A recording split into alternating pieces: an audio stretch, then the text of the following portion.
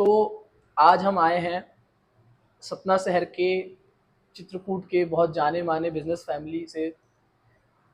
श्री सुदीप जैन जी हमारे सामने हैं। सर का बहुत अच्छा नाम है, सर की फैमिली का बहुत अच्छा नाम है। खासकर सतीश चंद्र जैन जी, जो हमारे सुदीप सर के पिताजी हैं, उन्होंने बहुत संघर्ष के साथ बहुत बुरा समय देखते हुए अपने बिजनेस को बहुत धीरे धीरे एक्सपैंड किया। स्टोन क्रशर के बिजनेस से डकैतों का आतंक झेलते हुए चित्रकूट में रहकर, करवी में रहकर, फिर यहाँ पे स्टैब्लिश हुए सतना में, और सतना में एक बहुत बड़ा योगदान दिया बिजनेस कल्चर में, जहाँ की बहुत सारे लोगों को उनकी वजह से काम मिला, लोग काम करते रहे। उसके बाद आज का समय है कि चित्रकूट में एक फेमस ब्रांड है, राम दरबार होटल ब्रांड है, सबने सुना है। उसी का एक और आउटलेट वृंदावन ग्रीन्स हमारे सतना में खुला, सतना से थोड़ी सी बाहर खोला है, इसके ऊपर भी अभी आप आएंगे। वन ऑफ द, सॉरी ये सब कहना मेरे लिए गलत है, this is the biggest hotel of whole Satna district. मतलब आप घूम के आइए, आपको दिखेगा कि भाई क्या है वृंदावन ग्रीन्स। हम सर से बात करते हैं।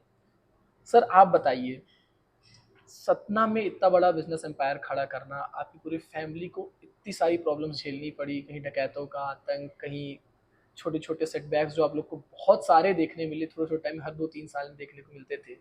फिर उसके बाद सबसे बड़ा श्रेय तो आपके पिताजी को जाता है। तो आप बताइए कैसा रहा, मतलब उनका जीवन, कितने ज़्यादा संघर्ष करे, कैसा रहा, आप बताइए अपने बात। आपने पिक्चरें देखी हैं? जी। पुराने समय की जो पिक्चर्स होती थी, मूवीज़ होती थी, उनमें ये चीज़ एकदम एलैबोरेट करके दिखाई जाती थी कि कैसे बचपन गरीबी से बीता जी। और कैसे फिर एक इंसान ने अपनी खून पसीने की मेहनत से अगेंस्ट ऑल जितने भी against all the odds of the society and other competitors एक इंसान विक्ट्रियस होता है, सक्सेसफुल होता है। बिल्कुल वैसी ही फ़िल्मी कहानी मेरे पापा की है। जी। मेरे दादाजी बहुत सीधे और बहुत ही धार्मिक प्रवृत्ति के इंसान रहे हैं। उन्होंने जीवन में अगर कुछ कमाया है, तो नाम कमाया, लेकिन नाम से क्या है, पेट नहीं भरता।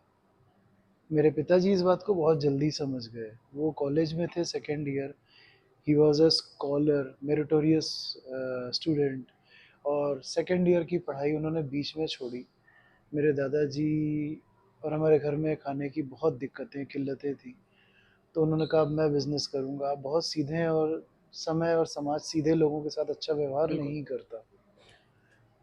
उन्होंने 72 में आई थिंक, हाँ 72 में, व्हेन ही वाज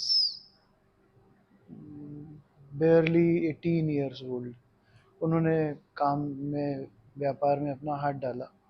जी। एक ट्रक था, एक ट्रक से बढ़ते बढ़ते आज ये पूरा बिजनेस एम्पायर सिर्फ उनकी मेहनत और उनकी बदौलत है। खून पसीने की कमाई है। इसके लिए उनको समाज में रिकॉग्निशन मिला, इज्जत मिली, जी। नाम मिला, लेकिन वो नाम किसी ने उनको गिफ्ट नहीं किया, ये उन्होंने कमाया है। आज हम जो यहाँ बैठे हैं, शायद मैं इसलिए बैठा हूँ क्योंकि मेरे पापा को एज के कारण और उनके रिजर्वेशंस के कारण इस तरह की बातें करना पसंद नहीं सबसे, तो मैं बैठा हूँ। नहीं तो मैं चाहता कि यहाँ मेरे पिताजी बैठें और ये इंटरव्यू वो देते। जी। उनके मुंह से आप सुनते तो शायद आप फैसिनेटेड होते, मुझसे सुन के आपको अच्छा लग रहा होगा, जी। उनसे आप सुनते तो आप एक अलग लेवल ऑफ एक्साइटमेंट पे होते। बिल्कुल। चलिए। तो सर अभी लगभग मानना पड़ेगा, अपन 10 साल से चित्रकूट में थोड़ा डकैतों का आतंक कम है। हम्म। एक मेरे को सबसे ज़्यादा पता चली, एक बहुत बड़ी दुर्घटना थी आपके परिवार के साथ, वो जब ददुआ नामक डकैत ने आपके पिताजी और आपके चाचा जी का अपहरण किया था। और शायद वो आपके परिवार के लिए सबसे ज़्यादा हानिकारक साबित हुआ था उस समय। उसके बारे में आप क्या जानना चाहते हैं, मतलब क्या बताएंगे? देखिए, हानिकारक तो शब्द सही नहीं है। हानि तो पैसों की होती है। हानि अगर कुछ होती तो तब होती जब इंसान की हानि होती। मेरे पापा कहते हैं, money lost is nothing lost. पैसा गया कुछ नहीं गया। अगर सेल्फ रिस्पेक्ट चली गई तो सब कुछ चला गया। हाँ, ये बात सच है। सन 89 के आसपास ददुआ डाकू ने मेरे पापा और मेरे चाचा, दो भाई हैं, दोनों को किडनैप कर लिया ठंड की शाम से। पापा और चाचा, हमारे स्टोन क्रशिंग का व्यवसाय था पहले, पापा करते थे। और चित्रकूट में, या करवी तब कहलाता था, जी। वहाँ पे क्रशर था। वहाँ से वो उनको गैंग आई, उठा करके ले गई। 24 दिन अपने साथ रखा, मारा पीटा, बंधक बना करके। आप जैसा देखते आए हैं पिक्चरों में, कमोवेश लगभग वैसा ही होता है। और रैंसम मांगी गई। मेरे दादाजी, चूंकि व्यापार में वो एक्टिव कभी थे नहीं, आपको जैसा मैंने बताया, मेरे पिताजी ने सब कुछ अपने हाथ में ले लिया जी। था 72 से। और this is we are discussing about 1990। तो सन 89 की ठंड की बात कर रहा हूँ मैं। तो मेरे दादाजी बहुत परेशान थे। हालांकि मेरे मामा जी, फूफा जी, जैसे सतना मेरा ननिहाल है, जी। और मेरे मामा जी लोग आए, उन्होंने मदद करी। सारा परिवार, कुनबा, रिश्तेदार जुटे, सबने मदद करी। आज के समय में तो इंसान, पता चल जाए कि कोई विपत्ति पे है तो कोई पलट के देखने भी नहीं बिल्कुल। जाता। वो समय अलग था। उन्होंने मदद करी और आज मेरे पापा चाचा वापस आए और सब सही हो गया। हाँ, लेकिन ऐसी दिक्कतें हमको समय समय पर झेलनी पड़ी हैं। और स्ट्रगल किसकी लाइफ में नहीं होता। आई थिंक जिससे पूछने जाएंगे सब कोई बताएंगे, हाँ मैंने भी ये झेला है, संघर्ष ये भी झेला है। संघर्ष एक तरह की भट्टी है, जिससे जब हम तपते हैं तो निखर करके और अशुद्धियाँ पीछे छूटती हैं, और हम एक अच्छे मेटल के साथ बाहर आते हैं। शायद मेटल शब्द METL से METTL इसीलिए हुआ कि मेटल, या इंसान का जो हौसला है, वो जब ऐसी विपत्तियों से गुजरता है तो बढ़ता है। जी। एक कहानी है, हम जैसे बहुत सारे दोस्त हैं बताते हैं, तो आपके परिवार के साथ एक हुआ था कि आपके दादाजी शायद स्टोन क्रशिंग का बिजनेस था, फिर उस टाइम पे धोखा मिला था, बहुत बड़ा लॉस हुआ था उस टाइम पे, मतलब आप लोग का बिजनेस जो भी था पूरा जीरो पे आ चुका हुआ था। बिल्कुल। नहीं तो मैंने आपको बताया, मेरे दादाजी ठेकेदारी का कार्य करते थे। वो बहुत ही निपुण थे काम करवाने में, रोड कंस्ट्रक्शन, ब्रिज कंस्ट्रक्शन। उनके बनाए हुए ब्रिजेस आज भी उत्तर प्रदेश में चित्रकूट, करवी के आसपास अभी भी हैं। हम जब वहाँ से कभी इलाहाबाद जाते हैं तो मेरे जी। पिताजी दिखाते, देखो ये तुम्हारे बाबा का बनवाया हुआ पुल है। और हमको देख के उसको थ्रिल आता है कि यार कितना अच्छा काम किया कि आज तक वो टिका हुआ है। सोचिए, सन 60-65 के समय से बनी हुई चीज़ आज सन 2020, 21, 22 में वैसी ही पड़ी हो, तो कुछ काम तो अच्छा किया होगा। बिल्कुल। हाँ, लेकिन भागीदार थे, उन भागीदारों ने धोखा दिया। मेरे दादाजी काम में ध्यान रखते थे, उनसे ये प्रपंच नहीं बनते थे, हिसाब देखना समझना। उन्होंने बोला घाटा हो गया, घाटा बाँटा जाए, अपने घर से कुछ और पूँजी ला के दीजिए। मेरे दादाजी ने चुपचाप ले जा कर के दे दी। 2 कमरों के मकान में मेरे दादाजी, दादी जी, पिताजी और बाकी 4 और भाई-बहन, टोटल 7 लोग का परिवार, 2 लोग 2 कमरों में रहता था। वही, फिर उसके बाद जब मेरे पिताजी को लगा कि घर में खाने को नहीं है तो पढ़ के क्या करूँगा, बिल्कुल। पहले काम धंधा देखते हैं। तो उन्होंने सन 72 से कमान अपने हाथ में ली, और आज भी इस पूरे व्यापार की पूरी कमान मेरे पिताजी के हाथ में है। जी। हम लोग तो वो शो पीस हैं जो सामने बैठे हुए हैं, असली कर्ता धर्ता वो आज भी वही हैं, और उनकी मर्जी के बिना पत्ता भी नहीं हिलता। मैं देखता हूँ ना, कभी कभी आता रहता हूँ, देखता हूँ दादाजी आ रहे हैं, पूरा देख रहे हैं, मतलब एक एक चीज पे उनकी नजर रहती है, कब कहाँ पे क्या हो रहा है। जिसने खुद सब कुछ बनाया होता है ना भैया, तो उसको पता होता है कि कैसे संभालना है। और जब आपको बना बनाया मिलता है तो आपको समझ में नहीं आता कि प्रारंभ कहाँ से करें, सही बात। पड़ताल कहाँ से शुरू करें। तो ये उनकी एक क्वालिटी रही है। और आज अगर इस ज़ीरो से, और अगर आज वो इतनी बड़े स्तर पे हैं, तो उसकी वजह उनकी क्वालिटीज़ ही तो हैं। जी। कुछ लोग, ऐसा नहीं है कि पाँचों उँगलियाँ एक समान नहीं होती। कुछ लोग अलग-अलग विशेषताएँ लेके पैदा होते हैं। हर कोई ग्रैंड मास्टर चेस का विश्वनाथन आनंद नहीं बन सकता, बिल्कुल। राइट? हर कोई सुभाष चंद्र बोस नहीं बन सकता। जी। पैदा तो सभी उसी हाड़ मांस से हुए हैं। जी। ये कुछ है दिमाग में, कुछ ऐसी भगवान सर्किट बना के भेजते हैं जो उनको जीने की और वो काम करने की प्रेरणा देता है। इसलिए कभी भी हमको किसी से, एक जीवन की ये सीख मैंने सीखी कि जब 5 उँगलियाँ एक समान नहीं है, इन पाँचों 6 उँगलियों के फिंगरप्रिंट एक जैसे नहीं है, तो कोई 2 लोग एक जैसे कैसे हो सकते हैं? बिल्कुल। मैं किसी से तुलना क्यों करूँ? मुझे अपने हिसाब से अपनी चीज़ें बनानी होंगी और चलानी होंगी, बिल्कुल। जैसे दुनिया चलाती है। हम उसको देखें, यार वो ऐसे कर रहा है तो मैं भी वैसे करूँ, वो कुएँ में कूद गया मैं भी कूद जाऊँ।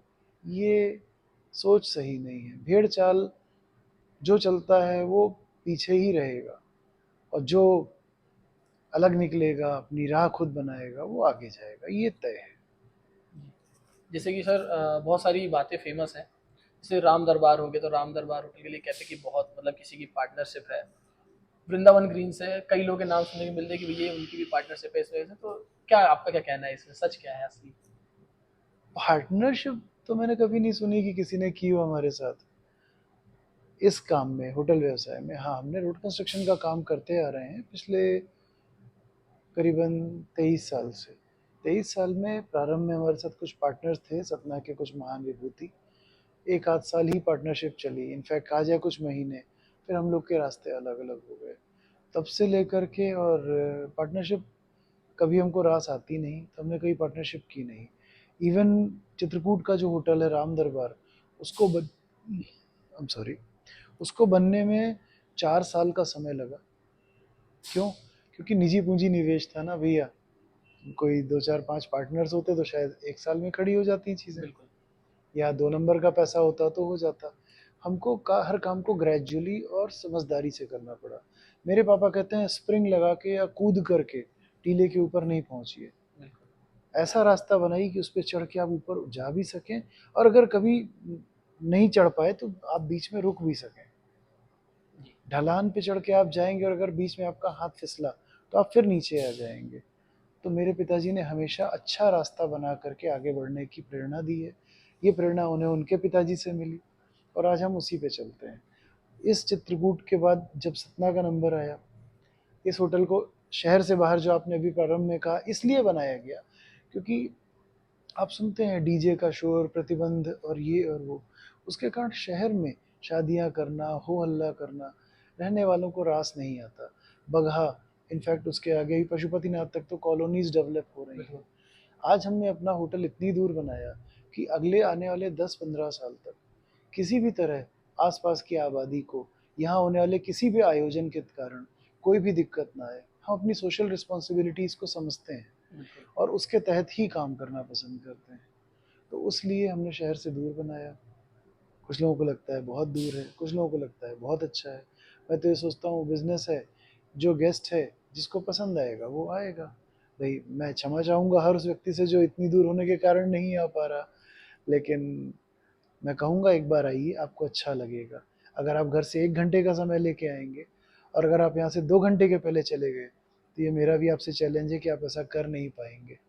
यहाँ आइए, आपका वापस जाने का मन नहीं करेगा।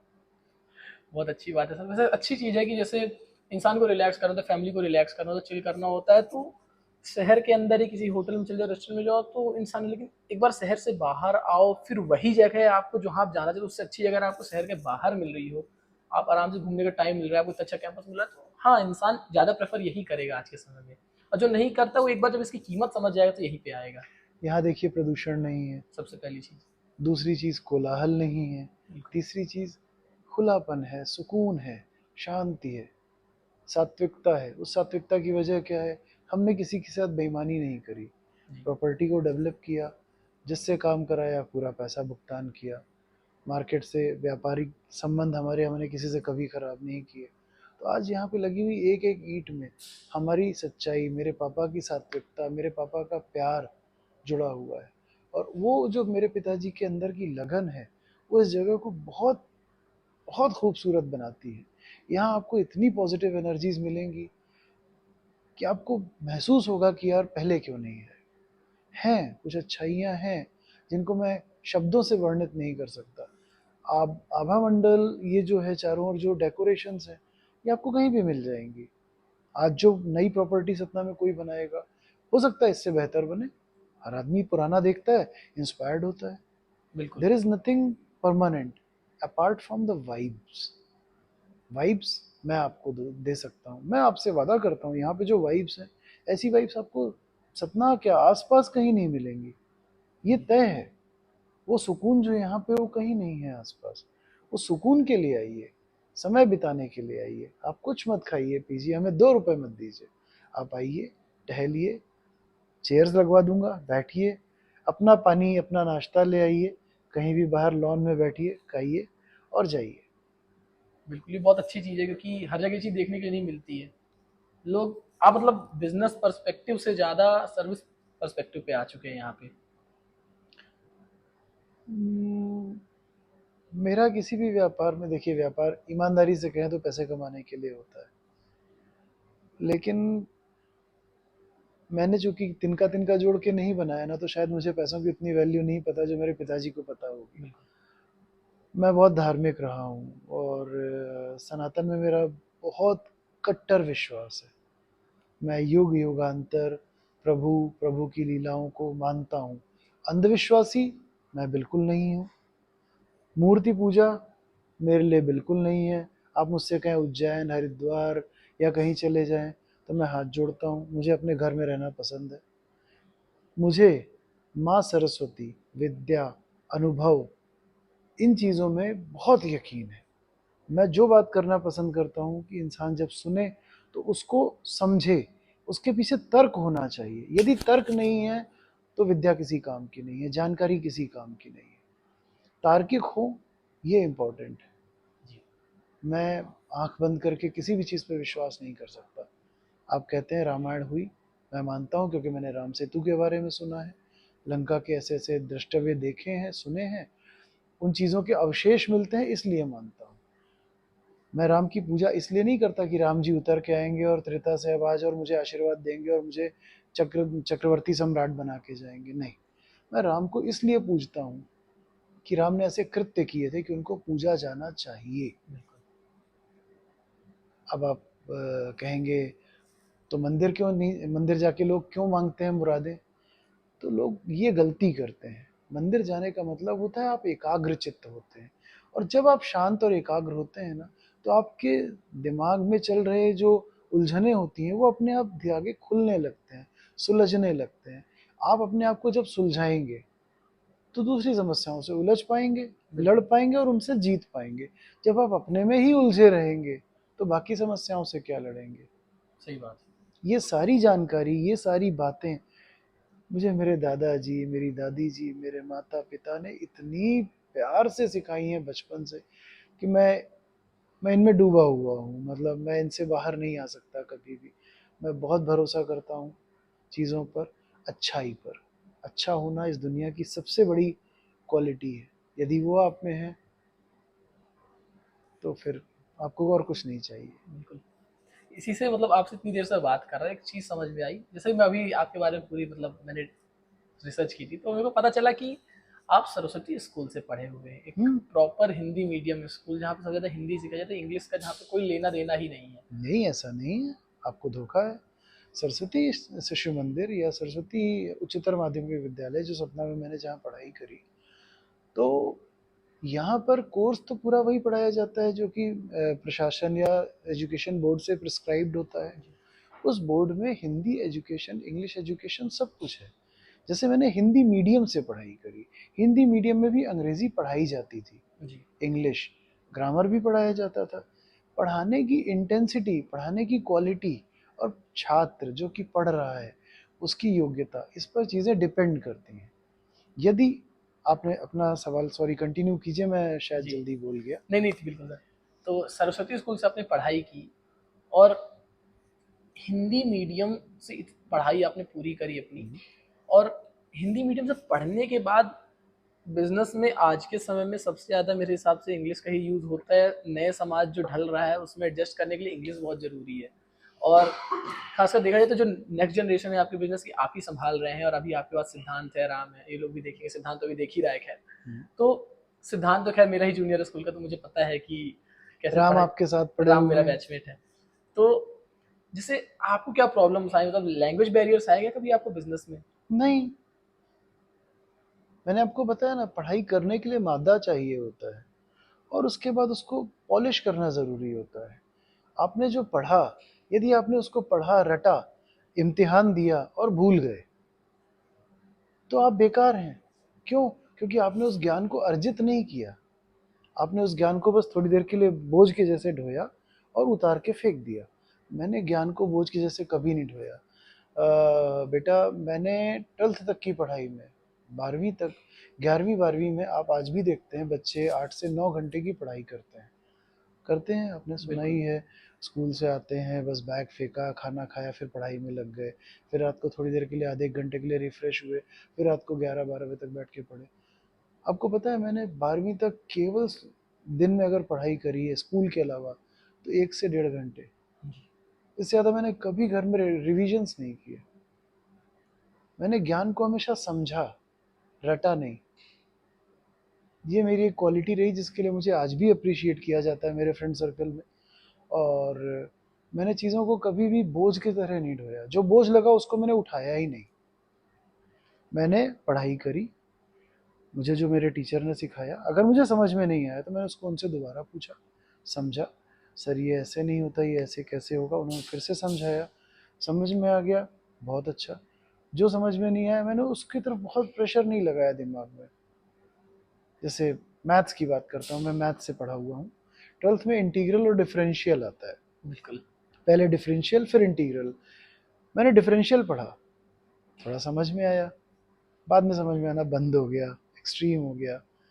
फिर इंटीग्रल आया, तो मैंने इंटीग्रल को तो एक बर्डन के जैसे ढोया और एग्ज़ाम के हिसाब से थोड़ा बहुत पढ़ा, शायद मेरे उत्तर भी गलत रहे होंगे, फिर छोड़ दिया।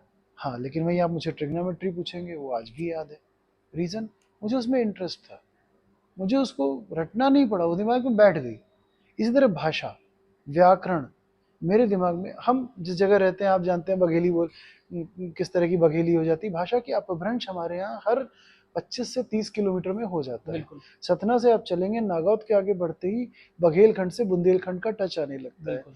और आगे बढ़ेंगे, पन्ना के आगे बुंदेलखंडी आ जाती है। वो बुंदेलखंडी भी झांसी की तरफ और बदल जाती है, सागर की तरफ और बदल जाती है। बिल्कुल। यहाँ की बघेली से रीवा की बघेली में आपको अंतर बहुत मिलेगा। अंतर है। आप आगे मिर्ज़ापुर बढ़ेंगे तो उधर की भाषा एकदम अलग हो जाती है। तो ये जो भाषा का जो कालखंड है, उसके बीच में हम चित्रकूट से सतना आए, सतना सॉरी हाँ, सही बोले, चित्रकूट से सतना आए। इस बीच में भाषा मेरी परिष्कृत होती गई। सरस्वती विद्यालय से पढ़ने के कारण, हर चीज़ हिंदी में लिखी होने के कारण, जब मैं उसको सही उच्चारण से पढ़ता रहा तो मेरी भाषा परिष्कृत होती गई, शुद्ध होती गई। मैं बोल सकता हूँ अपना तुपना, जो ये भाषा होती है सारी बनती है, क्योंकि समय परिवेश में मुझे ऐसे लोगों से बात करनी पड़ती है, उनके साथ अपनेपन से बात करनी, कि अगर उनसे अगर शुद्ध हिंदी में बात करूँगा तो शायद मुझे समझेंगे नहीं। इसी तरह से इंग्लिश भाषा, मेरा इंटरेस्ट था। मेरा इंटरेस्ट तकनीक में बहुत ज़्यादा है। आपको पता हो ना हो, मैं मैथ से था, मेरे को वैज्ञानिक बनने का शौक था। जी। तो उसके कारण क्या हुआ कि मैं कंप्यूटर की मैगजीन्स या ये सब चीज़ों को बहुत पढ़ता था, तो इंग्लिश पढ़ता था। मेरे को मेरे एक भैया पढ़ाया करते थे घर आकर के, मनोज रावत जी, मैं उनका जिक्र करना चाहूँगा, और मेरे गुरु रहे हैं as a private tuition teacher. But भैया ही हैं वो मेरे, बहुत डांटते थे। मेरे घर में इंग्लिश का हिंदुस्तान टाइम्स और टाइम्स ऑफ इंडिया का पेपर आता था हफ्ते में एक दिन। उस एक दिन में वो कहते थे इसका एक आर्टिकल पढ़ो, इस एक आर्टिकल को पढ़ने में जो भी प्रॉब्लम आए उसका डिक्शनरी से अर्थ ढूंढो, फ्रेजिंग करो, उसका हिंदी ट्रांसलेशन करो। कुछ करता था, जैसे मैंने आपको कहा मुझे बोझ ढोना पसंद नहीं, फिर भी जितना मुझे इंटरेस्ट आता था उतना मैं करता था। फिर आगे चल के जैसे जैसे एजुकेशन में, 12th के बाद अनफॉर्चुनेटली मैं पढ़ नहीं पाया, लेकिन हाँ, कंप्यूटर, इलेक्ट्रॉनिक्स, इस फील्ड में मेरा रुझान शुरू से रहा। मेरे दादाजी को भी घर में छोटी छोटी हर चीज़, जैसे आपको मैंने बताया 72 से लेकर के, और मैं बात करूँगा 2000 की, इसके बीच में मेरे दादाजी ने 28 साल मेरा घर पूरा संभाला। हमारा जो घर है उसकी एक एक छोटी छोटी चीज़, मेरे 2-3 घर बने। एक चित्रकूट में बना, सन 86 में मेरे दादाजी ने बनवाया। सतना का घर हमने सन 90 में ख़रीदा, रेनोवेट कराया, पुराना घर लेकर के थोड़ा बहुत रिपेयर्स कराए, फिर एक नया घर बनाया उसी जगह जहाँ हम आज भी रहते हैं। तो उस घर को मेरे दादाजी ने बनवाया। चित्रकूट का होटल राम दरबार मेरे दादाजी ने खड़े होकर के बनवाया। उनको बहुत अनुभव था, मैंने आपको बताया बहुत अच्छे ठेकेदार थे, तो उनको लेबर, काम, किसी से कैसे अच्छे से बात करनी है, काम लेना है, ये सारा अनुभव उनको था। उस अनुभव के तहत उन्होंने चीज़ें बनवाई। उसी तरह मुझे भी इलेक्ट्रॉनिक्स, छोटी छोटी चीज़ें ठीक करने का बड़ा शौक है। मेरे पास एक आम मिस्त्री से ज़्यादा टूल्स होते हैं हर वक्त घर पे।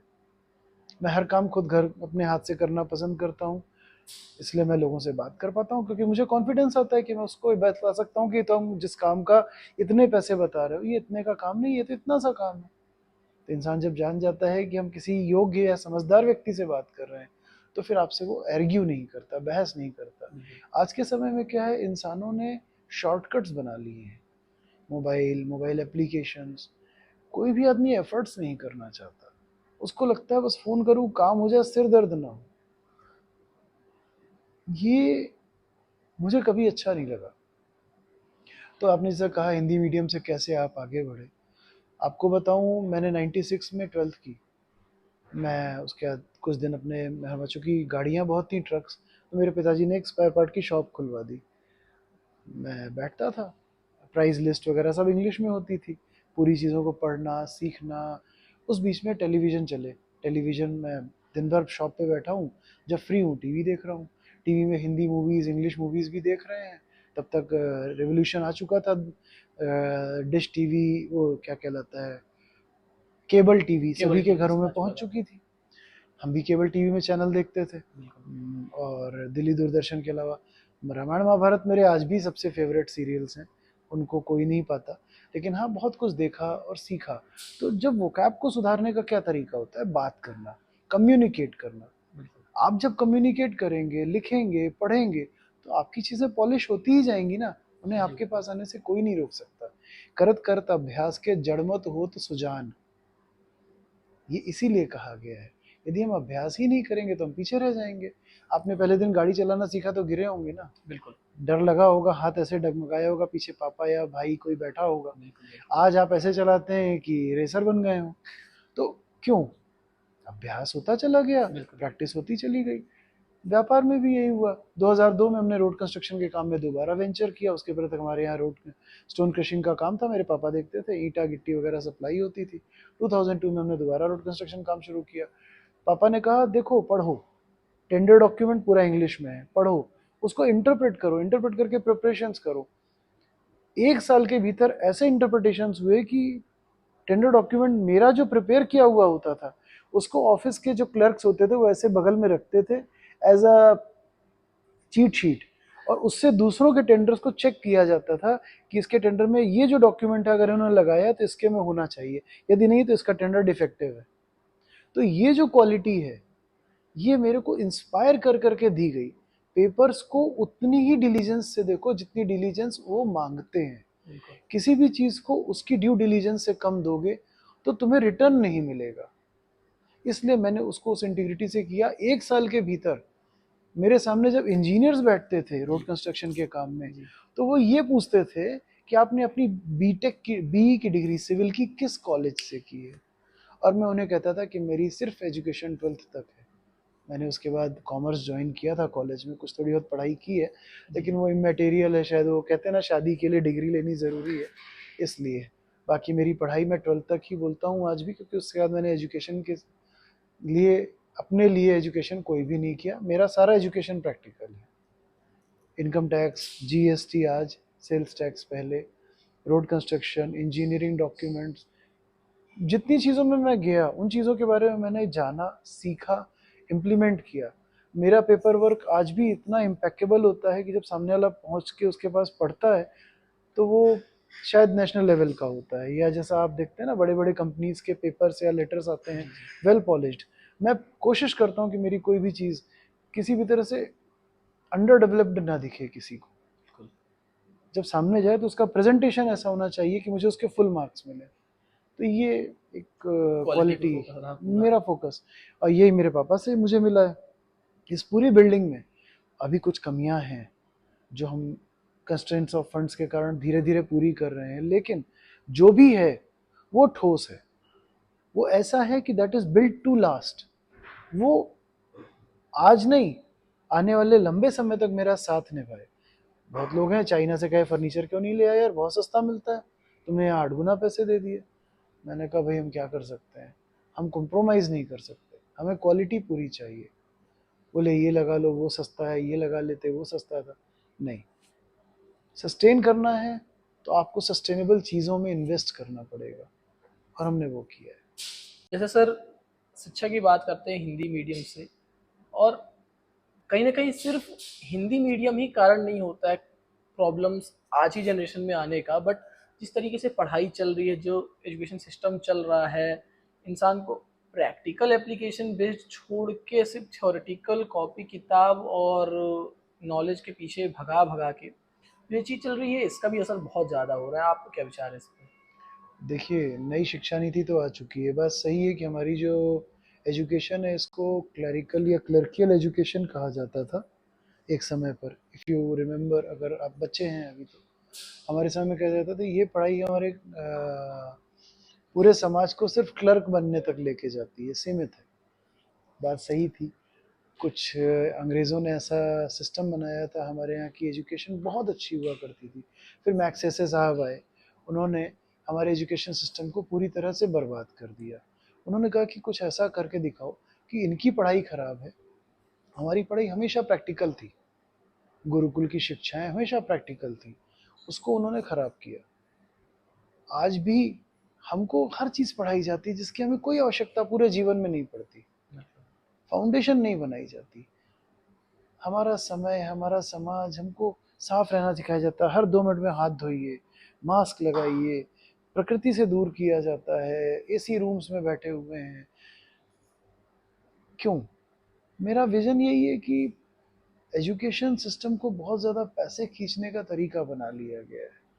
बच्चों को, वो आपने मीम्स देखे होंगे, ये चीज़ आपको स्कूल से लेना होगा, किताबें आपको विद्यालय से लेनी होगी, ड्रेस भी स्कूल से लेनी होगी, वो पेन भी स्कूल से लेना होगा, और बोले पढ़ाई, बोले उसके लिए आप ट्यूटर घर में टीचर लगा लीजिए, ट्यूशन लगा लीजिए, यूट्यूब लगा लीजिए, पढ़ाई बोले आप करवा लीजिए, बाकी सब हमारे से ले लीजिए। तो बिजनेस, पढ़ाई का जो व्यवसायीकरण हुआ है, ये कहीं से कहीं तक अच्छा नहीं है। मेरा ये मानना है 3 चीज़ों पर सबका समान अधिकार होना चाहिए। और आपको पता है विदेशों में है, अमेरिका में फिक्स है विद्यालय, हर ब्लॉक के लिए ये स्कूल है। न्यूयॉर्क में जाएंगे आप तो ये इस जगह का यॉर्कशायर, इसका ये अलग है, डाउनटाउन का, क्वींस का अलग है, हर जगह के अलग अलग स्कूल्स हैं, जूनियर एंड सीनियर हाईज। आपको वहीं अपने बच्चे को पढ़ाना होगा, दैट्स अ कंपल्शन। उसकी आपको फीस नहीं लगती या एक फिक्स अमाउंट लगता है। मेरा मानना है शिक्षा और स्वास्थ्य, हेल्थ, इस पर सबका बराबर अधिकार होना चाहिए। मेरे हार्ट में अगर 3 लाख की स्टेंट लग रही है और आपके में 50,000 की, तो मुझे 3 लाख नहीं लगने चाहिए, मुझे भी 50,000 लगने चाहिए। पीएम आयुष योजना जो है उसके तहत क्या हो रहा है मुझे नहीं पता, लेकिन एक कोशिश शायद उसी तरफ है। तरीका इम्प्लीमेंट करने का गलत है, आधार कार्ड से लिंक करके जो चीज़ों किया जा रहा है, अमेरिका के सोशल सिक्योरिटी नंबर को आपके यहाँ कॉपी करके आधार नंबर बनाया गया, यूनिक आइडेंटिफिकेशन नंबर या यूडीएआई। अब इसके बाद अगर आपकी शिक्षा एक है तो आपके पास विद्यालय का कभी व्यवसायीकरण नहीं होगा। सब बच्चे एक ही जगह पढ़ने आएंगे, एक सी पढ़ाई करेंगे और एक से आगे बढ़ेंगे।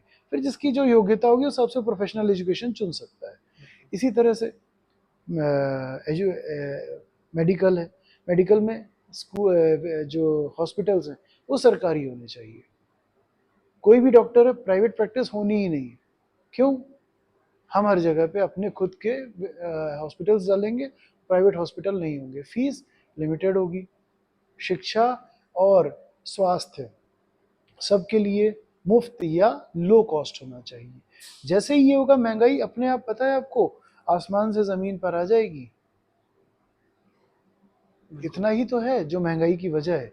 और तीसरी महंगाई की वजह हाउसिंग, घर, कीमतें बढ़ाते जा रहे हैं और मिलता क्या है? कुछ भी नहीं।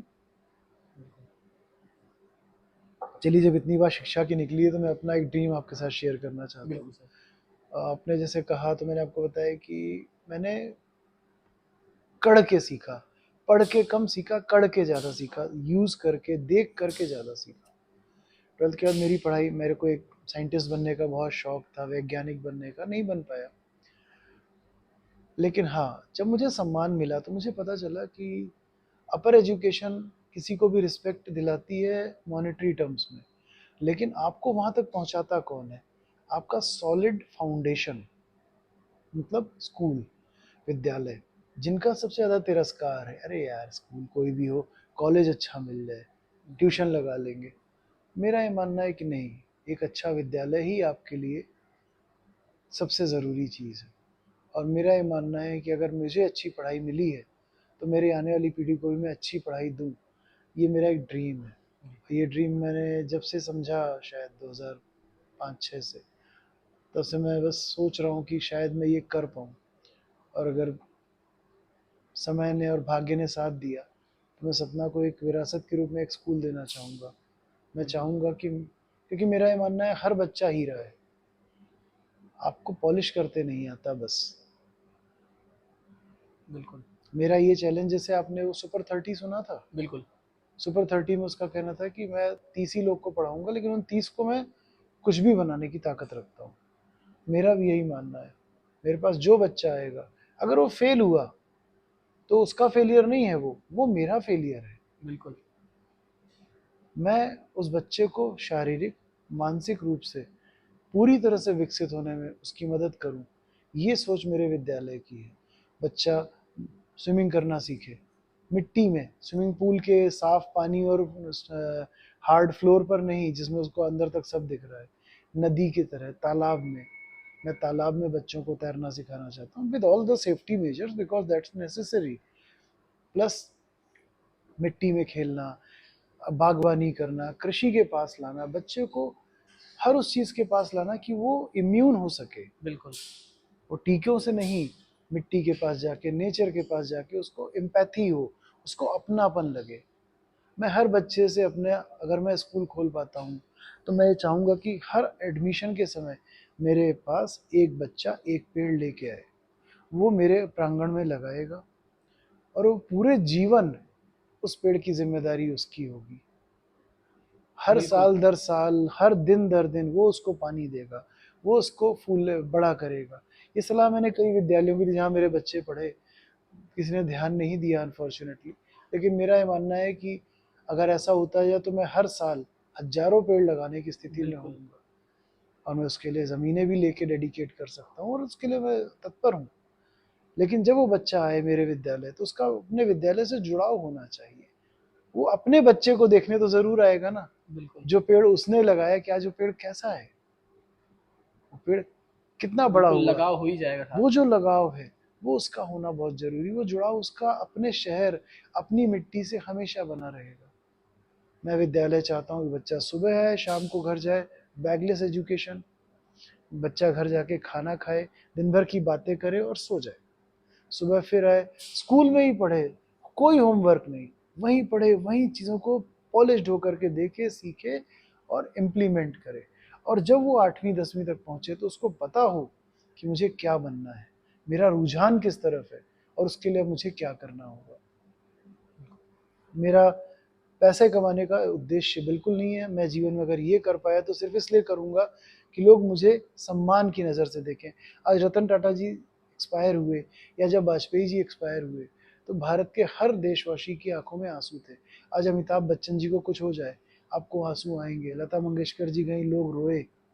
मैं चाहता हूँ कि इतनी बड़ी तो हस्ती खैर मेरी बनने का मैं भाग्य लिखा के नहीं लाया, लेकिन अगर सतना में या आसपास की जगहों पर लोगों को एक दिन पता चले कि वो नहीं रहे, तो वो इसलिए ना जाने कि बहुत ही बुरा आदमी था या बहुत ही खड़ूस आदमी था, वो इसलिए जाने कि यार उसने एक ऐसी चीज़ बना के कुछ दी दे के है गया समाज को। जो समाज के फायदे की है।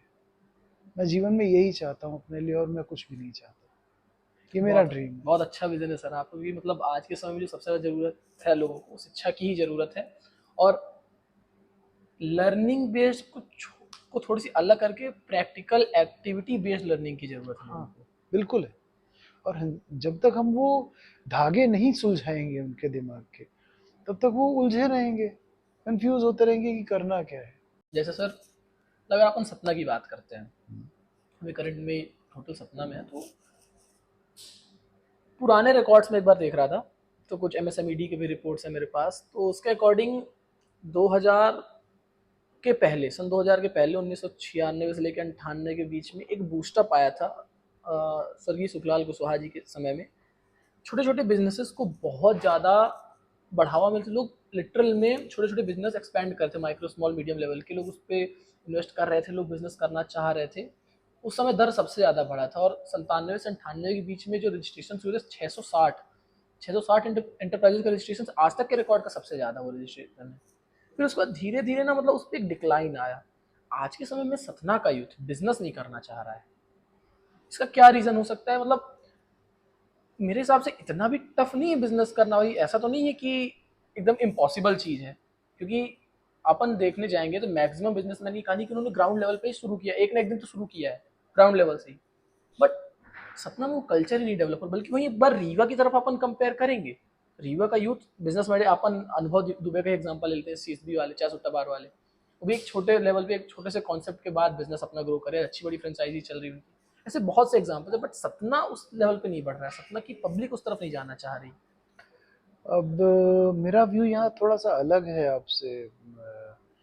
रीज़न ये है कि शायद आप यूथ को टारगेट कर रहे हैं, जबकि मैं यूथ के साथ हूँ। हो सकता है मेरे कमेंट में आगे कुछ अपोजिट रिमार्क्स भी आए यूथ को लेकर, लेकिन जी इन जनरल मैं यूथ के साथ हूँ।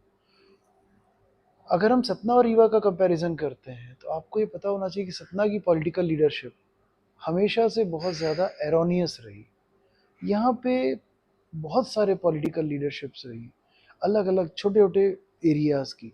वो आपस में क्लैश करते रहे, कभी भी किसी ने एक यूनाइट होकर के सतना को आगे बढ़ाने का नहीं सोचा। सन 2000 में सतना एक्सेल करता था, रीवा सतना से हर चीज़ लेता था। We were the sole supplier for everything to Rewa. We covered from here to Sidhi, Singrauli, even Shaktinagar and Panna up to Chhatarpur. धीरे धीरे छतरपुर में आई चीज़ें। हम क्यों आगे थे? उसकी वजह थी कनेक्टिविटी, रेल कनेक्टिविटी। रात को हम जो चीज़ सोचते थे हमारे पास अगले दिन वो चीज़ उपलब्ध होती थी, चाहे वो दिल्ली से आए या बॉम्बे से आए। ये कितनी बड़ी बात थी। आज रीवा जो डेवलप हुआ, रेवांचल ट्रेन चली, उसके बाद रीवा तक कनेक्टिविटी बढ़ी। रोड, सड़क मार्ग 2005-06 के बाद आपको पता है काफ़ी सुधरते चले गए, और आज रीवा एमपी की तो स्थिति बहुत अच्छी है सड़कों के मामले में। इवन पूरे देश में ही सड़कों पे काफ़ी काम किया गया। जहाँ भी जाइए या तो पहले की रोड अच्छी है या उसके ऊपर नई रोड बन रही इसलिए ख़राब है अभी, मतलब अंडर कंस्ट्रक्शन है। बट ऐसा कोई पैच नहीं जो अनअटेंडेड हो। चूँकि मैं रोड कंस्ट्रक्शन का काम करता हूँ इसलिए मैं इन चीज़ों को मॉनिटर करता हूँ, नोटिस करता हूँ। और हाँ, एक बात यहाँ बीच में कहना चाहूँगा कि observation is the best thing you can do to learn about other things. अगर आपके पास ऑब्जर्वेशन स्किल्स हैं then you are gaining experience, you are gaining knowledge. बिना बोले आंखों से पढ़ के भी आप सीख सकते हैं। बिल्कुल। हाँ, तो मैं ये कहूँगा कि रीवा में एक पॉलिटिकल लीडरशिप जो माननीय श्री राजेंद्र शुक्ल जी के थ्रू मिली, उसने रीवा की शक्ल बदल दी। आज राजेंद्र शुक्ल जी के पिताजी श्री भैयालाल शुक्ला जी जो अब नहीं रहे, लेकिन वो व्यक्ति, वो भी ठेकेदार थे। आज हमारे सतना का माधवगढ़ का पुल उन्हीं का बनाया हुआ है। और जब वो बना रहे थे तो वो उनके one of the last works में था जब उन्होंने उसकी ठेकेदारी बंद करी। तो इंजीनियर साहब आए भोपाल से, उन्होंने कहा कि ये पुल कौन बना रहा है? बोले साहब मैं बना रहा हूँ। बेचारे कुर्ता परधनी में थे यहाँ की भाषा में, और बोले ड्राइंग डिज़ाइन कहाँ है इसकी, लेके आइए। बोले साहब सुनिए, मैंने बना दिया है, और आपके बनवाए हुए किसी पुल से अगर ज़्यादा ना चले तो भैया लाल शुक्ला का नाम कहीं काले अक्षरों में लिखवा दीजिएगा। जी तो उनके अंदर वो कॉन्फिडेंस था, वो चीज़ों को समझते थे और चीज़ों को प्यार से करते थे। ठेकेदारी बड़ा बदनाम प्रोफेशन है। अरे उसने पुल बनाया गिर गया, अरे उसने बिल्डिंग बनाई गिर गई, अरे उसने सड़क बनाई 2 दिन में उखड़ गई। लोग उसके पीछे की कहानियां नहीं जानते। हमारे प्रोफेशन का दर्द हम ही समझते हैं। हाँ, लेकिन उन्हीं के जीन्स हैं श्री राजेंद्र शुक्ल जी में, और कहीं ना कहीं उनकी कंस्ट्रक्टिव मेंटालिटी ने रीवा को आज वहाँ पहुँचा दिया जहाँ रीवा है। वहाँ जो चीज़ें हैं वो उस पॉलिटिकल लीडरशिप का पॉलिश्ड होना, उस पॉलिटिकल लीडरशिप का एक फोकस होना, वो इम्पोर्टेंट है। अब बात करते हैं यूथ की। मैंने आपको ये बताया कि सतना पीछे है, आप सतना की यूथ पीछे नहीं है। यूथ का एक वॉल्यूम जो कि पढ़ लिख करके कुछ बनना चाहता था वो मिसगाइडेड हो चुका है। मोबाइल रेवोल्यूशन आया स्मार्टफोन का 2010-11 में, ठीक था, इंटरनेट लिमिटेड था। इंटरनेट रेवोल्यूशन आया 2015 में जियो के बाद से। As and when this revolution arrived, everything gone out of bounds, because हमारे पास जब कोई काम नहीं होता हम ऐसे मोबाइल उठाते हैं और ऐसे उसमें कुछ ना कुछ करना शुरू कर देते हैं। हम कम्युनिकेट ही नहीं करते। हमारे आस पड़ोस में बैठे हुए लोगों से हम बात ही नहीं करते, अपने परिवार में हम बात ही नहीं करते। टेलीविज़न शायद चले हुए घरों में महीनों हो जाते हैं। मम्मियाँ भी मोबाइल देखने लग गई हैं, दादियाँ भी मोबाइल देखने लगी हैं। टेलीविज़न का कल्चर खत्म हो गया है। पहले टेलीविज़न इसलिए था कि बाहर बैठ के सब परिवार एक साथ कंटेंट देखता था, एन्जॉय करता था, साथ में हँसता और बोलता था। यूथ खराब हो रहा है क्यों? क्योंकि इंटरनेट की रीच बहुत ज़्यादा हो चुकी है। आपके पास हर वो चीज़ उपलब्ध है जो आपको नहीं मिलनी चाहिए। समय से पहले, कहते हैं ना, समय से पहले और वक्त से ज़्यादा अगर कुछ मिला तो खराब होता है। पहले तो कहते थे नहीं मिलता, अब मैं कहता हूँ मिलता है और खराब होता है। खराब होता है। तो उसके कारण यूथ मिसगाइडेड है। यूथ अपना समय पढ़ाई में नहीं, कंस्ट्रक्टिव एक्टिविटीज़ में नहीं लगा करके और मोबाइल में बर्बाद कर रहा है। 80 से 85% यूथ की ये हालत है। बाकी जो 15% हैं, आप उनको देखिए ना, अपने आप को देखिए। आप इसको टॉय भी बना सकते हैं और टूल भी। ये आप पे डिपेंड करता है कि आप इसको क्या बनाना चाहते हैं। अगर ये टूल बन गया जिसके लिए ये था सपोज टू बी, तो आप उस टूल का अच्छे से अच्छा इस्तेमाल करेंगे और उसके थ्रू आप कुछ भी करेंगे। मैं ऐसे बहुत अच्छे नए बच्चों को जानता हूँ जो आज वेल टू डू हो चुके हैं अपने 20-21 साल की एज में। जी। रीज़न, वो अपने घर को अभी से सर्व कर रहे हैं, जैसे कि पुराने समय में मेरे पापा ने किया, या मेरे पापा ने मुझे व्यापार में सन 18-19 साल की एज में लगा दिया। तो बच्चों को अगर हम पैसे की वैल्यू ही नहीं सिखा रहे, आज के माँ बाप, तो बच्चे कैसे काम करेंगे? बच्चों को आपने मोबाइल दे दिया, उनको फ्रीडम दे दी, क्यों? बच्चों को लिमिटेशन दीजिए, उनको अच्छा बुरा सिखाइए, उनको समय दीजिए, मोबाइल नहीं दीजिए। मोबाइल देना बुरा है, मोबाइल को कंट्रोल ना करना बुरा है। दुनिया की भीड़ चाल में सबके जैसे हम भी अपने बच्चों के लिए मॉडर्न हो जाएं और मोबाइल दे दें, फ्रीडम दे दें, रात को घूमते रहो 11-12 बजे तक, तो बच्चा बिगड़ेगा ही। बिल्कुल। उनको इतनी अक्ल या समझ नहीं होती है। देखिए, हमारे हम अभी शायद 20-30-40 साल की बातें देखते हैं और सुनते हैं। उसके पहले आप जाइए ना, इंसान, सनातन धर्म करोड़ों साल पुराना है, लाखों साल की तो रिकॉर्ड हैं आपके पास। उन लाखों सालों में जो हुआ वो सब ग्रेजुअल था। हर चीज़ को थॉटफुली सोचिए तो आपको पता चलेगा कि कुछ नहीं बनता बिगड़ता। समय है, बदल जाता है। आज जो हमको खराब लग रहा है वो आगे चल के अच्छा होगा। जो हमारे परिजनों ने, पूर्वजनों ने परिपाटियां बनाई थी, उसकी वजहें थी। 25 वर्ष तक ब्रह्मचर्य, उसके बाद 25 से 50 तक गृहस्थ, फिर उसके बाद वानप्रस्थ 75 साल, फिर 75 के बाद संन्यास। तो उसी कैटेगरी में अगर आप चीज़ों को रखते जाएंगे तो आपको पता चलेगा कि boundaries and restrictions her age group की हैं। दशक, उम्र के दशक कहलाते हैं। जी। बच्चा जब 0 से 10 साल का होता है अबोध कहलाता है, बिल्कुल। इनफैक्ट 11 तक। जैसे ही वो 12 और 13 साल में आता है तो उसे टीन एज कहते हैं। वो 20-21 साल तक चलती है। उसके बाद वो क्या कहलाता है? Young adult. वो चलता है 30 साल 30 साल तक। की उम्र तक। 30 साल के बाद वो एडल्ट होता है, मेच्योर एडल्ट नहीं होता, सिर्फ एडल्ट होता है। सिर्फ एडल्ट। वो एडल्ट होता है 30 से 40 तक। जब वो 35 से 40 के बीच में पहुंचने लगता है तब वो मेच्योरिटी लाने लगता है। तब उसको पता चलता है कि उसने पहले क्या सही किया था और क्या गलत। ये सब पॉलिश हुआ। बच्चा भी पॉलिश हुआ, जैसा मैंने आपको बताया, चीज़ों को करते करते करते, घिसते घिसते पॉलिश हुआ। आज जब आप 20 और 21 वर्ष की उम्र में हैं तो आपके अंदर बहुत ज़्यादा ऊर्जा है, बिल्कुल।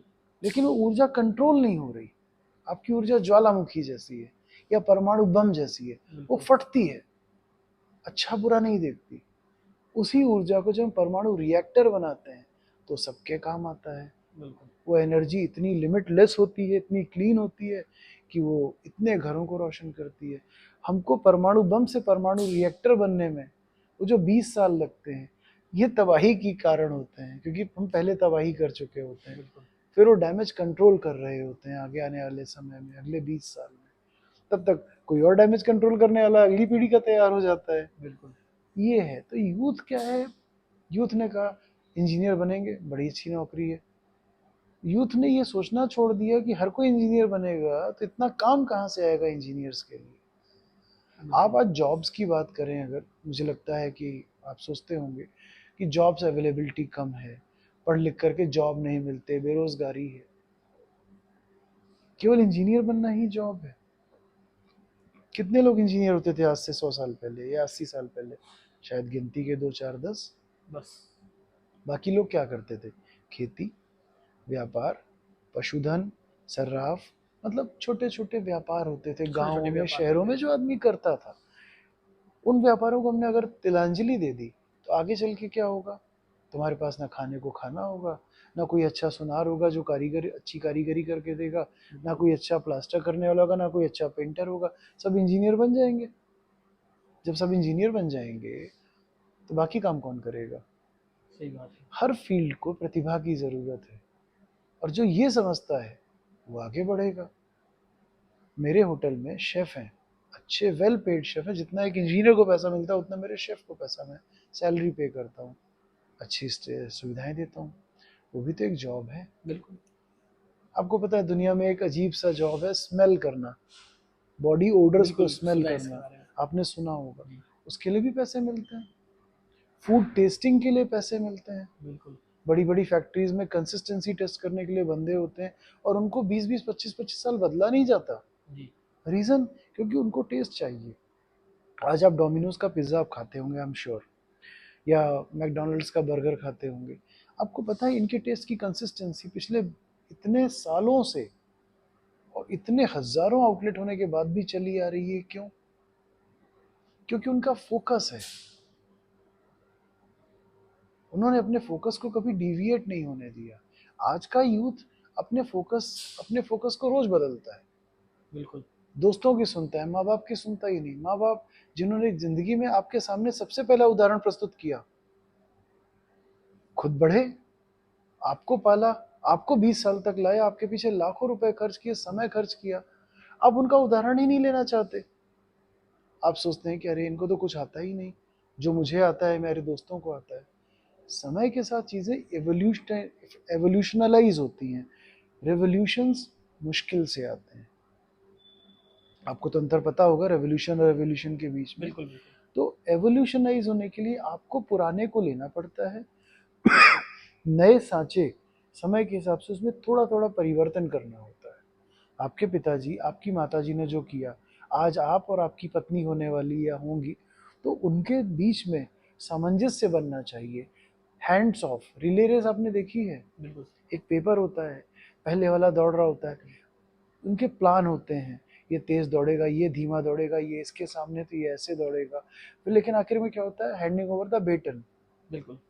वो बेटन अगला व्यक्ति लेकर के फिर दौड़ता है। आप अगली पीढ़ी हैं, लेकिन आपको पीछे से विरासत लेनी पड़ेगी।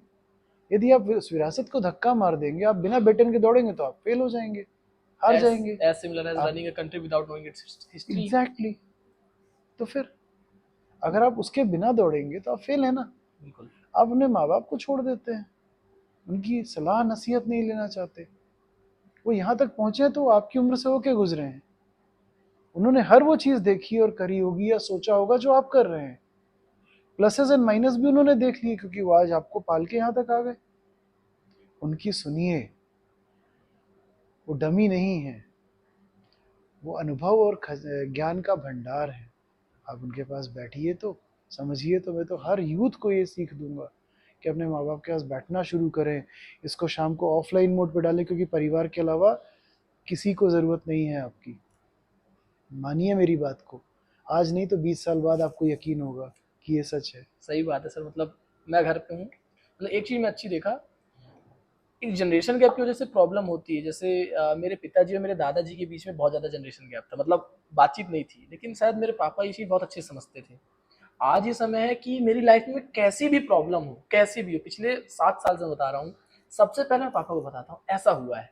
और ऐसा नहीं है कि मैं उसमें कुछ तोड़ मरोड़ के, नहीं नहीं, जो सच है बता देता हूँ, क्या होगा ज़्यादा से ज़्यादा। पहले तो डांटते थे, फिर जब समझे तो वो भी डांटना बंद कर दी। अब आज ऐसा है कि दिन के 1 घंटे 2 घंटे टाइम मिलता है तो उन्हीं के पास बैठता हूँ और ये बात करता हूँ। मुझे इसका आपके लिए ताली बजानी पड़ेगी। ये बहुत अच्छा काम है जो आप कर रहे हैं। सर, इसका रिजल्ट मैं बताता हूँ आपको। आज से 5 साल पहले जो मैं था ना, वो सिद्धांत जानता है। और उसके 5 साल पहले जो मैं था, मतलब अबोध बालक की कैटेगरी में था मैं। मतलब 21 की उम्र है, वो 10 साल, 10-11 साल का था।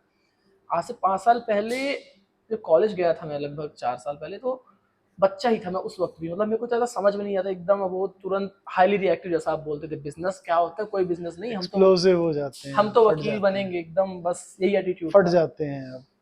धीरे धीरे जब मैं फील्ड में घुसा तो प्रैक्टिकली समझ में आया कि लाइफ पूरी बिजनेस से ही चल रही है, ना कि सिर्फ वकालत। वकालत भी बहुत बड़ा बिजनेस है आज के समय में। हम्म, और मैं एक्चुअली बता रहा हूँ, एनजीओ भी रन कर रहा हूँ, अपनी बहुत सारी चीज चला रहा हूँ, सब में बिजनेस मॉड्यूल ही यूज कर रहा हूँ, बहुत अच्छे से काम आ रहा है। मतलब क्योंकि बिजनेस में को सबसे पहले एक चीज जो सिखा दो, सपना के क्षेत्र में नहीं सीख पाया था मैं, वो है व्यवहार बनाना।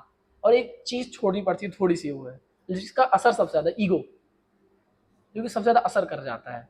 इसे सिद्धांत में देखा मैं कि ईगो बहुत कंट्रोल कर लेता है वो जिस उम्र में है, जिस टाइम से उसको मैं देखा हूँ, आज से 4 साल 5 साल पहले, आज से बहुत कंट्रोल कर ले जाता है। तो शायद वो भी आपके साथ बैठता है, सुनता रहता हूँ, बात बात कभी बोलता रहेगा कि आज लंबी डांट पड़ी है, क्या किया था कांड, तो बताते कि अरे ऐसा ऐसा कर दिया था, वो क्या बढ़िया है, बैठा कर, सीखेगा ही घर पे। तो वो चीज़ आप बहुत सही बोल रहे हैं कि मेरे को प्रैक्टिकली उसका असर आज के समय में दिख रहा है। यही मेरे और भी कई रिलेटिव्स है, कई फ्रेंड्स, वो नहीं बैठते हैं।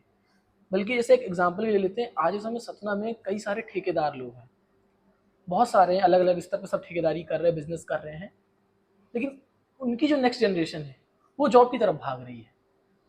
जबकि हो सकता है कि वो बेटर जनरेशन, हमेशा कहते हैं जो नई जनरेशन होती है वो बेटर जनरेशन होती है हमेशा। भाई आप इवॉल्व करो ना, उस मैंने इवोल्यूशन वही पे कहा, फोकस नहीं कोई करते हैं। एवॉल्व कीजिए। लोग रेवोल्यूशन करने पे आ जाते हैं। आप आंदोलन करते हैं या विद्रोह करना चाहते हैं, आप विद्रोह क्यों करते हैं? आप उन चीजों को आगे लेके जाइए ना। Believe me, that looks tougher but is far more easier बिल्कुल। To do.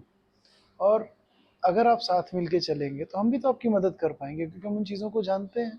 बिल्कुल। हम आपकी सहायता करेंगे, हमारे रिसोर्सेज यूज़ करेंगे। लेकिन अगर आप कहेंगे मैं अकेला चलूँगा, कब तक चलोगे?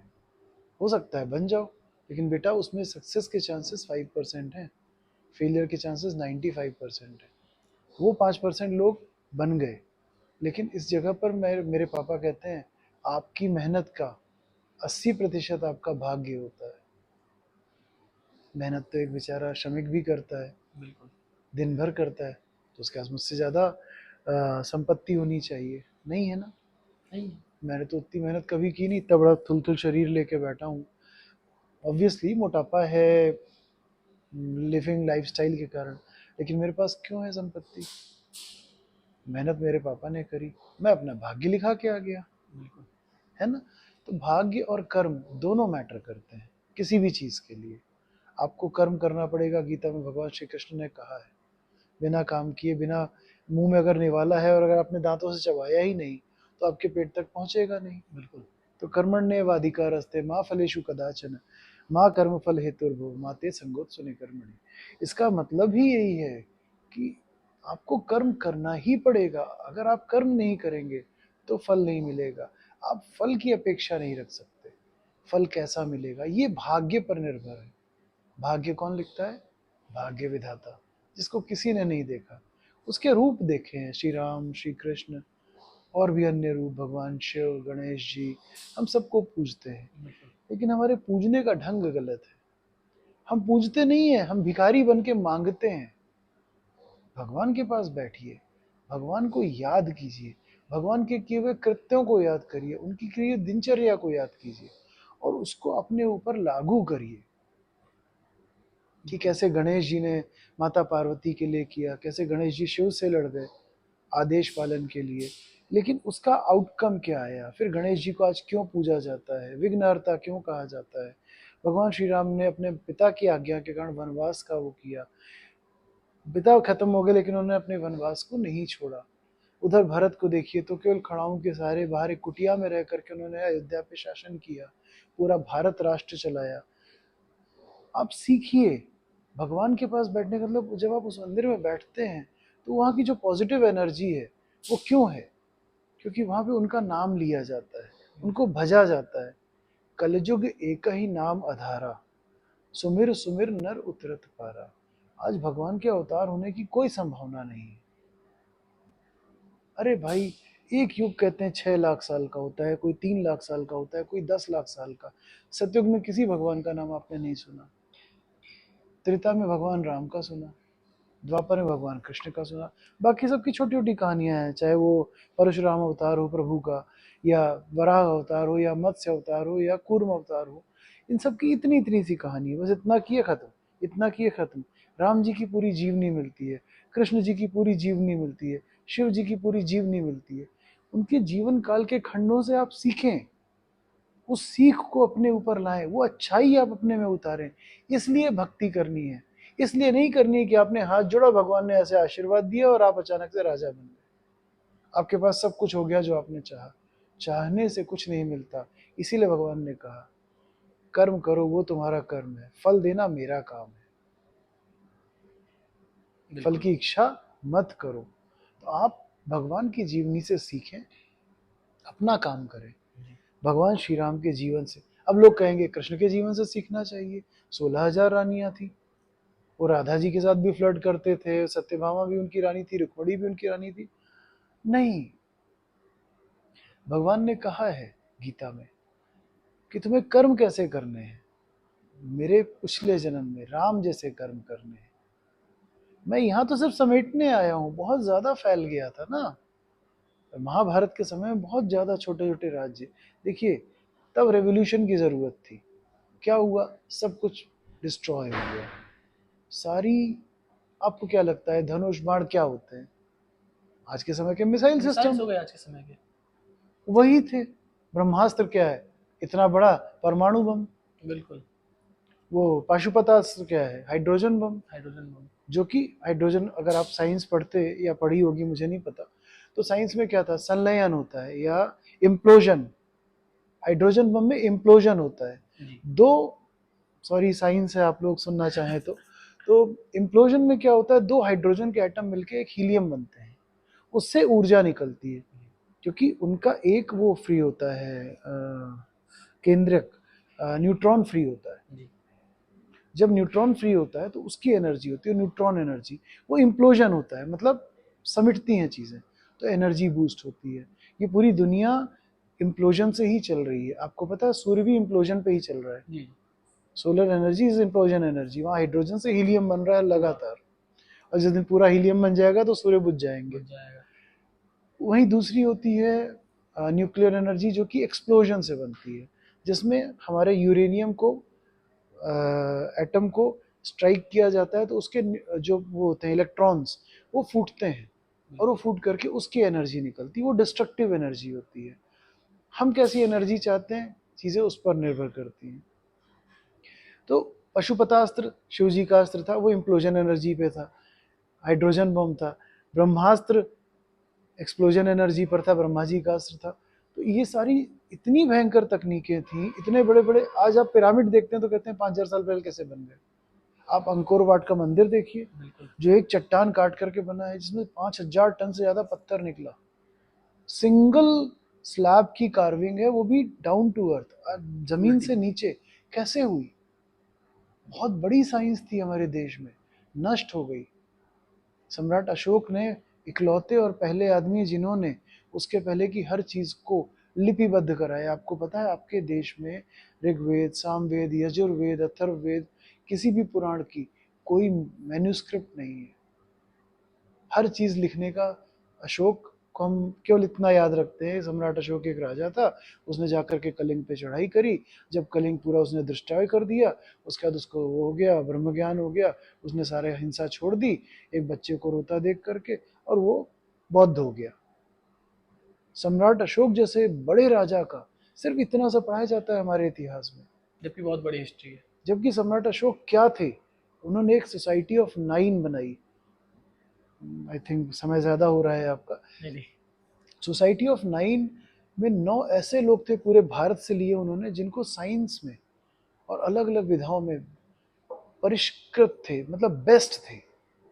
वो हिडन सोसाइटी थी जो सिर्फ अशोक को रिपोर्ट करते थे, उनको काम दिया गया पूरे भारत में। तो हमारा भारत यहाँ म्यांमार, बर्मा, आपका इंडोनेशिया, सुमात्रा, ये हमारे देश का हिस्सा हुआ जी। करते थे। इधर आप जाएंगे तो अफगानिस्तान के आगे तक हम बिल्कुल। हुआ करते थे, सऊदी अरब के ठीक पहले तक।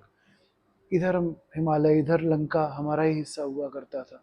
इन सब के बीच में से जा करके सारा ज्ञान इकट्ठा करो, सबको लिपिबद्ध करो, सबको एडिक्ट्स सबके कंप्लीट करो, सबके राइटिंग्स कंप्लीट करो।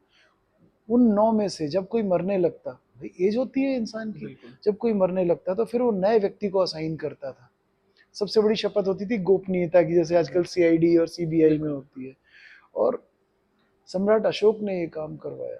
आज हमारे देश में जितना भी लिखा हुआ डेटा है सब सम्राट अशोक के समय का है, मतलब आज से सिर्फ 2000 साल पहले का। उसके पहले की कोई भी चीज़ इन राइटिंग अवेलेबल नहीं है, सब कुछ कानों से सुनी हुई है। इसलिए there is fraction, there is differentiation. आज आप डीप फेक्स के ज़माने में रह रहे हैं। बिल्कुल। एआई से आपका वीडियो बन जाएगा कि आपको पता ही नहीं चलेगा।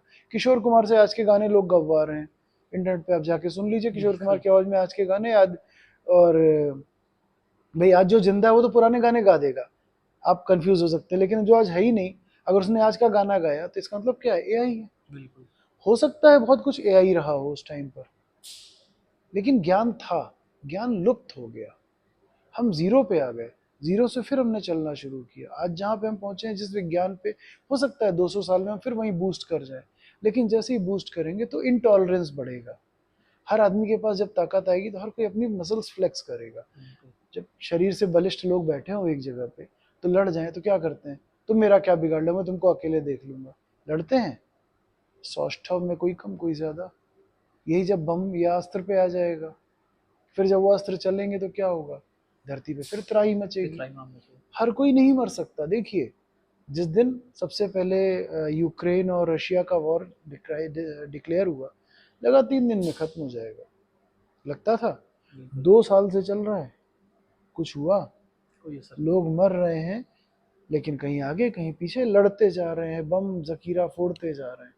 नतीजा क्या होगा, टेक्नोलॉजी नष्ट हो जाएगी, कुछ लोग तो फिर भी बच जाएंगे। यही होगा। आज नहीं होगा, 2000 साल 10,000 साल में होगा, लेकिन होगा। तकनीक नष्ट हो जाएगी, हम फिर शून्य पे आ जाएंगे। शून्य पे कौन आएगा, बेचारे गांव में रहने वाले जिन्हें कुछ बनता ही नहीं। नष्ट कहाँ के रहने वाले होंगे, शहर के, क्योंकि टारगेट क्या किया जाता है, शहर। बिल्कुल। गांव वाले बच जाएंगे। धरती बहुत बड़ी है, किसी की हैसियत नहीं। जैसे हम मूवीज में देखते हैं ना, टर्मिनेटर में या इनमें, कि पूरी धरती नष्ट हो गई, सिविलाइजेशन इतनी सी बची, कुछ लाख लोगों तक एक जगह पर सीमित है। ऐसा नहीं है। अगर ऐसा होता तो सनातन धर्म पिछले कई लाख साल से सरवाइव नहीं कर रहा बिल्कुल। होता। ठीक है ना। चलिए सॉरी, बहुत ज़्यादा माइथोलॉजी हो गई, मेरा इंटरेस्टिंग फील्ड है इसलिए मैं इतना बढ़ गया। बहुत अच्छा लगा सर आपके पास आके, तो बहुत से सवाल थे, तो यहीं पे विराम देना चाहूँगा सर। बहुत अच्छा लगा यहाँ पे बस आके। मेरा एक ही मैसेज है बेटा, मुझे लगता है ज़्यादा कहना अच्छा नहीं है। खुद पे यकीन करिए। पढ़ाई आपको फाउंडेशन देने के लिए है, वो बहुत ज़रूरी है। आप अपनी फाउंडेशन मजबूत कीजिए, फिर अपने सम्मान के लिए और अपने बड़ों के सम्मान के लिए काम करिए। कोई काम बुरा नहीं होता, कोई काम छोटा और कोई काम बड़ा नहीं होता। हर कोई एक ही काम नहीं कर सकता, और एक व्यक्ति हर काम नहीं कर सकता। बिल्कुल। ठीक है ना। मैं आज की यूथ से निवेदन करूंगा, अपने पारिवारिक कार्यों को पहले ध्यान दें। यदि वहाँ अवसर खत्म हो चुके हैं तो आगे बढ़े। और हाँ, हर कोई को अपने परिवार में एक व्यक्ति को सेना में भेजना बहुत ज़रूरी है, और एक व्यक्ति को खेत में भेजना बहुत ज़रूरी है। मैं लाल बहादुर शास्त्री जी का बहुत सम्मान करता हूँ, और उनके इस नारे का जिसमें उन्होंने कहा था, जय जवान जय किसान। जय किसान, हमें अपने देश के लिए भी करने की आवश्यकता है, और अपनी आगामी पीढ़ियों के लिए भी। आगामी पीढ़ी के लिए हम खेती किसानी करेंगे तो उनके लिए अनाज होगा, और अगर हम जवान बनेंगे तो हमारे देश की रक्षा होगी, हमारे समाज की सुरक्षा होगी। मैं यही कहना चाहूँगा।